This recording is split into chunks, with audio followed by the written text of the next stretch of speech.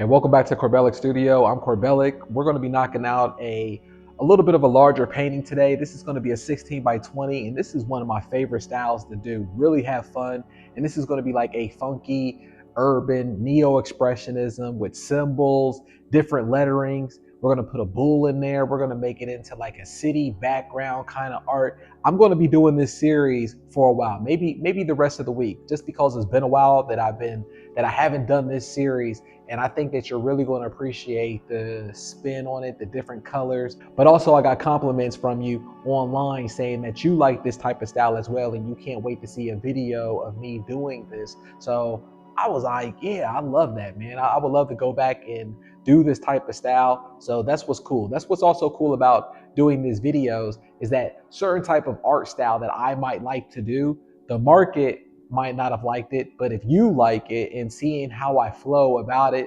that's what makes it cool. That's why art, you just find your market, find what works for you, and let's have fun. Let's see what we pull out of this and what kind of symbols, words, and wordplay, and different messages that we want to put in it. You can put any kind of words that you want into your artwork. It doesn't matter. It really doesn't even have to make sense. Usually that's the stuff that sells the most, because you're being like mysterious and majestic, right? And you're being like, "Ooh, what does that mean? He put water right there over land." And they'll have their imagination go more wild than you should have your imagination go wild. So just have fun with it. Let's get into it.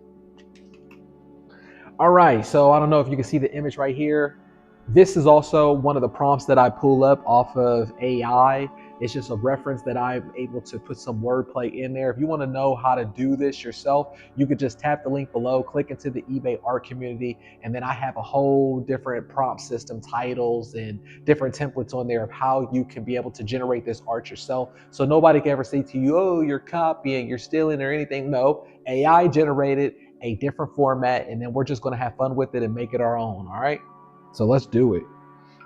I'm taking the big brush out right here, and when it comes to these, I really try not to think about what the color is. So actually, you know what, so I don't have to look at it, I don't have to look at where it's at. Let's just start putting down some color now.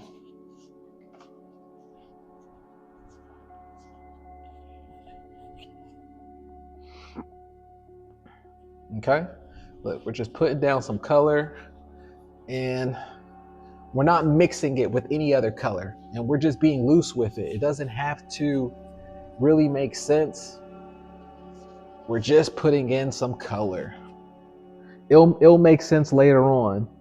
It always does. Even if you're not making the right choice, guess what? You're making the right choice because at least you're making a choice.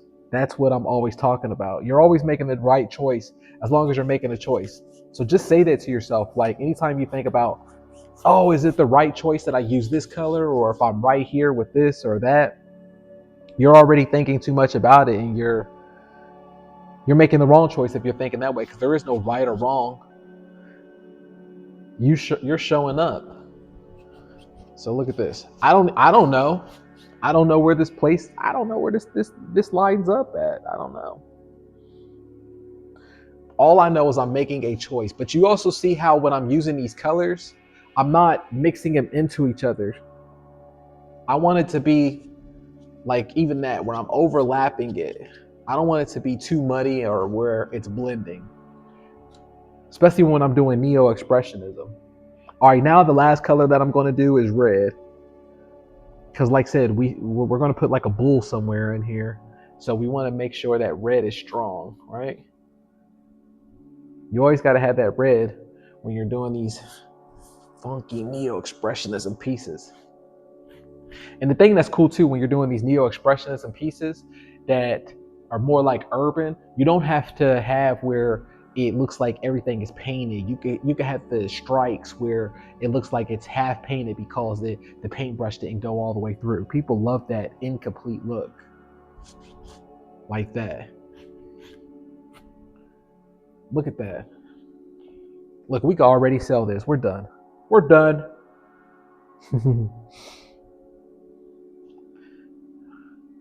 All right, now let's go into a little bit of white. Okay. White here. Let's see. All right. I'm good with this. I'm good with what we have right here. Now you just seen, I didn't have the projector up. I don't think about where I'm going, what color format and all of that. I don't care. None of that stuff matters right now. I'm going to dry it off a little bit, and then I'm going to hit it with some different layers of like maybe some symbols or stuff like that right now, or maybe just some markings. That way it's going to have an undertone underneath of it. It's going to have a cool background for us. It's going to have like some history. But check this out. This is how we're also going to make it neo-expressionism abstract. Let's hit that black off. Strong black strokes.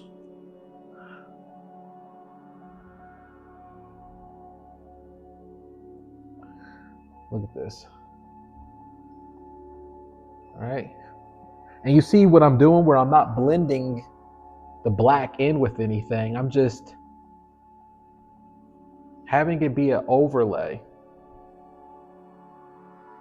You're gonna love this painting when it's done. I'm giving up all the secrets. So from now on, what I'm going to do, I decided yesterday. Um, I think I've done enough videos where I show how I do the smaller paintings, just so you can have an idea in my speed.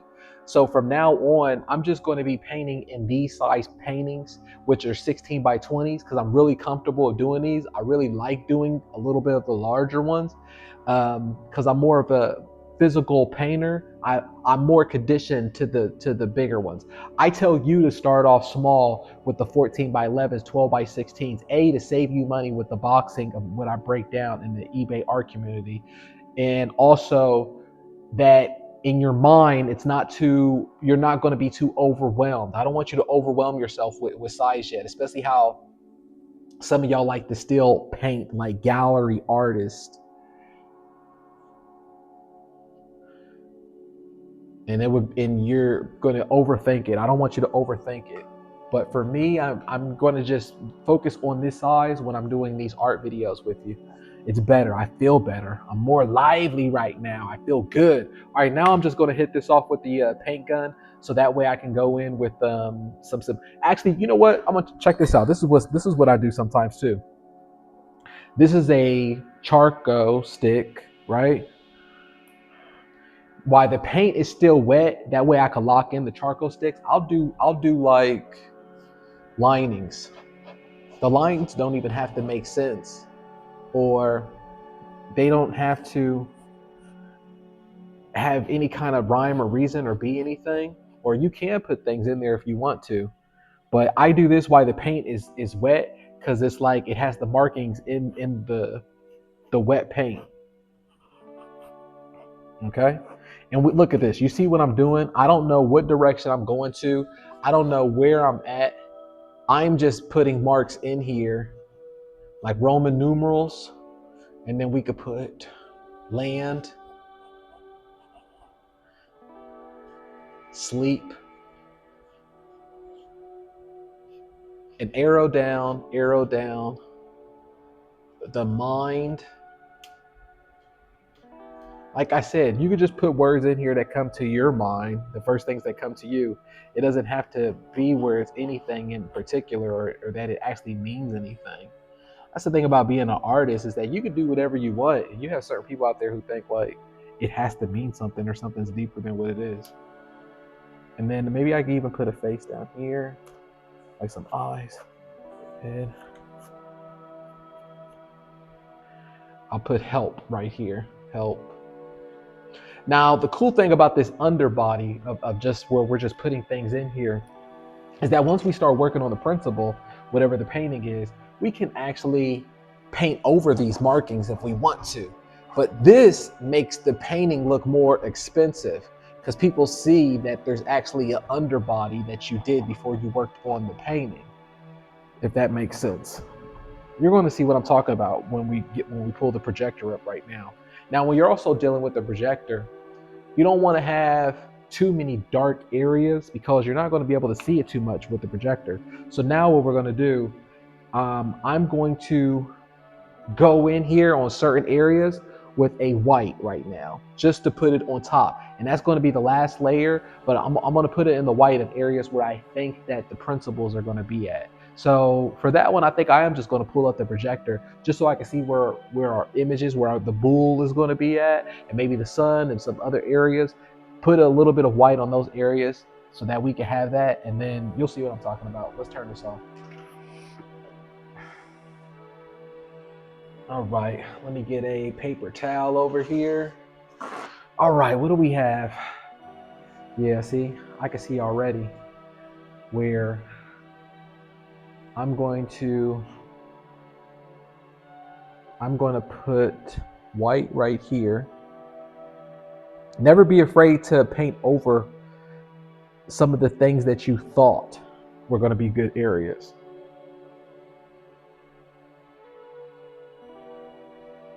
Because that's part of the process.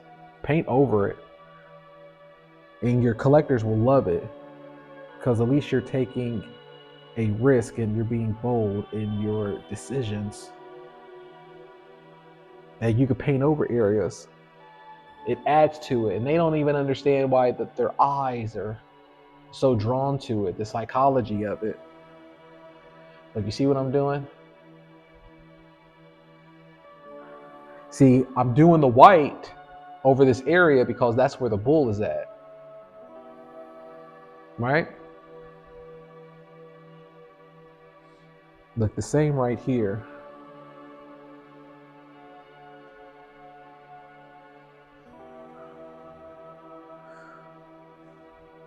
And then I'm going to take the heat gun out so we could dry this off. Good thing that we use acrylic. It's not going to take long. But you know what? I'm going to go in here right now and just start painting on the inside of this bull on the colors and themes that I want. Anyways, let me take a little bit of brown. And I don't know what I'm doing, right? We're just trusting in the process because it's never wrong. Look at that.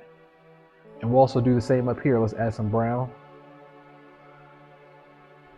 Look at that. Boom. So now we're talking.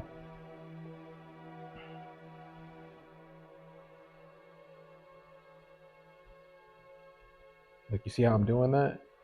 Now let's go in with some pink. That's crazy. We didn't use pink on this whole thing, so that's gonna look nice. Let's put it right there. And let's do that pink right here too, on this bull. All right, right here, there's like a sun, but since I had that black mark that's right in the middle of it, I'm not even gonna cover that black up. I'm gonna actually paint around it a little bit. And then like, I'm just gonna do orange with some yellow. And then look, we're gonna do it like this. Boom, bang.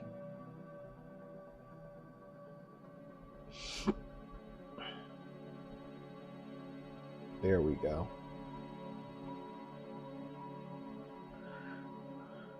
And that's that. I mean, this is gonna look amazing. Take some of this orange.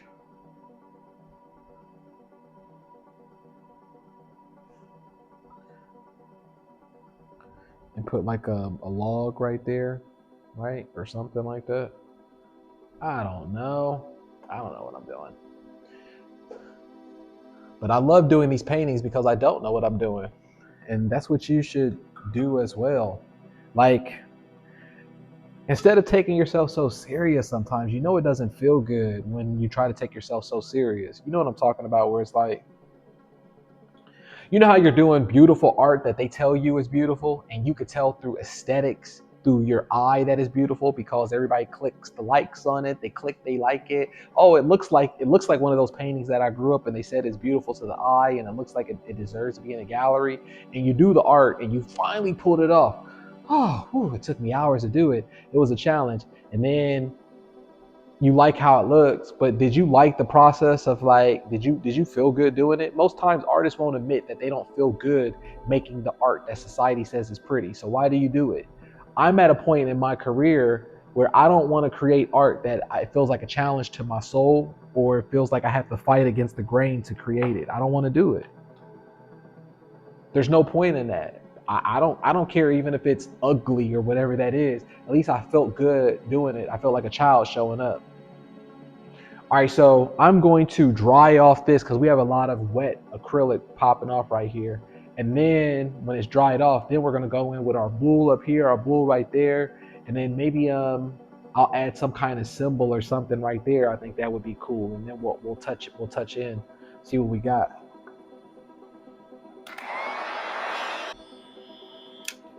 And boom, that's that. Sorry, so we dried this off pretty good. So now we can go in here with our black and see what we can pull off. All right, we're not trying to be perfect. Just the image of or like a silhouette of a bull, right? I really love painting bulls lately. It's just, I guess it's the symbology of the strength and the dichotomy of the understanding within the the the animal kingdom and the no, I'm just playing around. I'm just trying to make things more deeper than what they really are. And it's not that deep at all. You don't have to try to be deep for every painting. Sometimes paintings just are what they are. But I do enjoy painting bulls.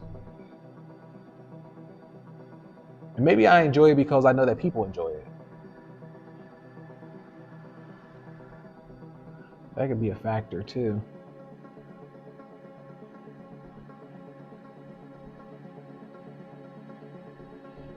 Look at that. All right, for our son, I'll probably line this up later on. All right, now let's start with the big bull. This is going to be the one to sell the painting. This is the principal right here.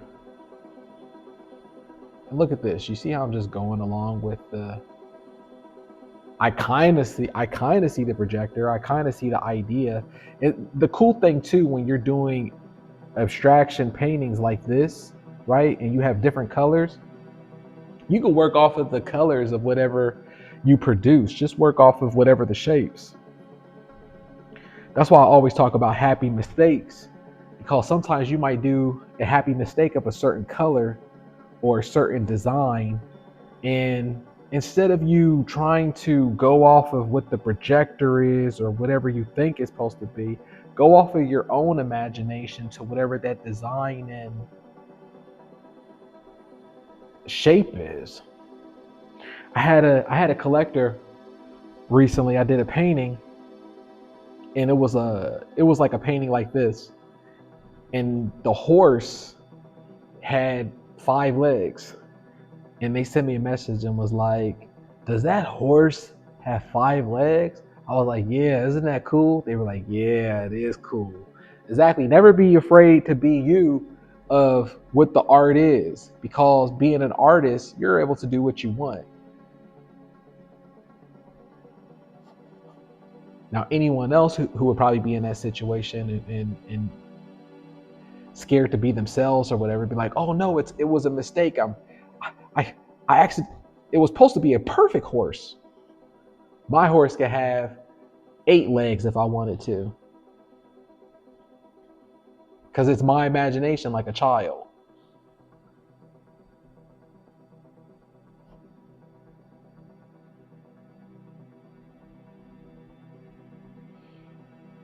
Like that's the fun part. I like doing paintings like this that make me feel like a child.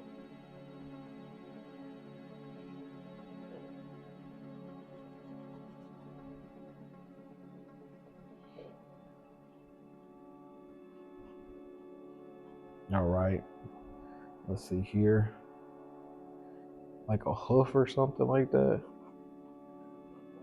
I kind of see the projector and I kind of don't. Whatever, I don't care. It's gonna be cool when it's done. There. So that's our bull. And then you know what? The cool thing too, like let's just say if you are doing a piece of art and our intention was that make sure that this was a bull, but then all of a sudden it's not a bull and it comes out looking more like a coyote, fox, or whatever it is, then just run with it, go with it, don't fight it.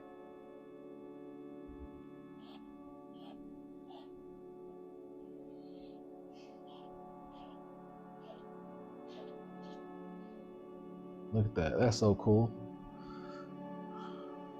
And I'm just going with the flow right now. Look at this. I don't know. I'm making some more.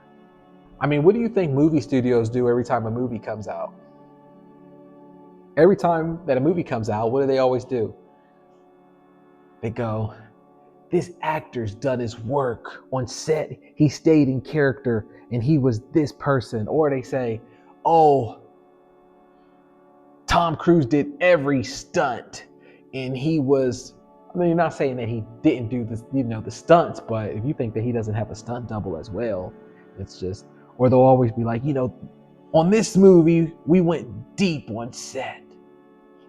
So you could treat your art the same way if you're selling it to a collector. Nobody has to know. Just make it more deep than it is. I remember we were talking about that on one of the videos when we were talking about Harry Houdini.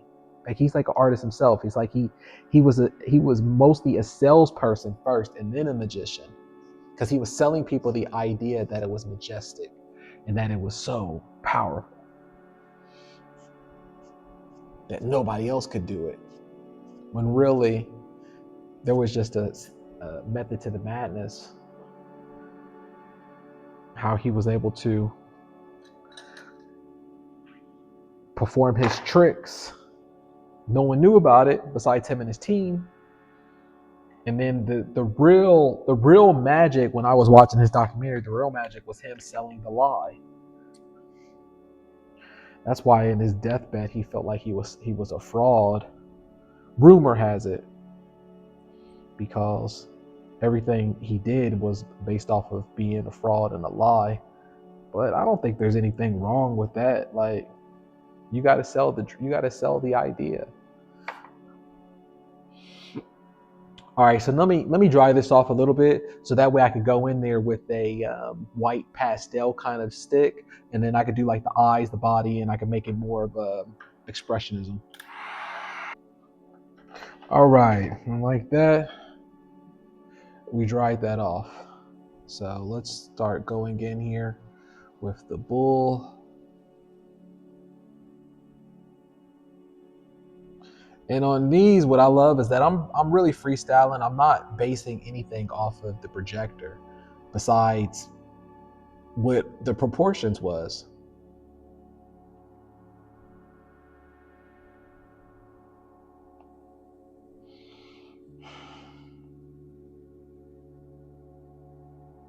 Everything else, you could just make it about you and you can't go wrong.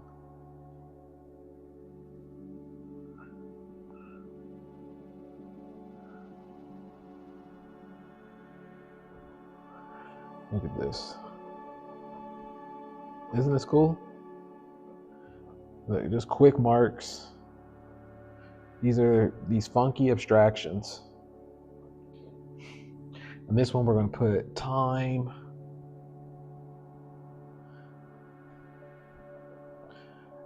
Because time is everything. Time is the most important. Put certain letters and symbols and things in there that you find that are important to you in your life. Threes are important to me. I put threes in a lot of my artwork. It symbolizes free energy, infinite energy, also the Holy Trinity. Threes are very important, spiritual. All right, now let's go in here. I'm just going to take a marker. It doesn't always have to be a brush all the time. Don't always complicate things. I know you want to be a fine artist all the time and a gallery artist. Chill out. Just use a marker sometimes. We're selling art on eBay.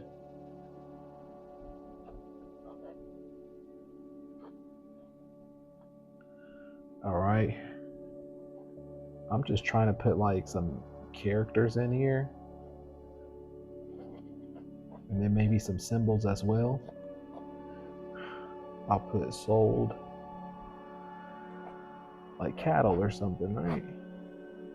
Some more symbols. And then let me put animal down here.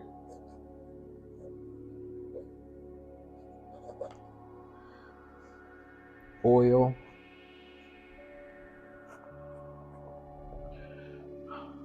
All right, let's turn the lights on and let's freestyle what we have. Now we could just go in here in different areas and have fun.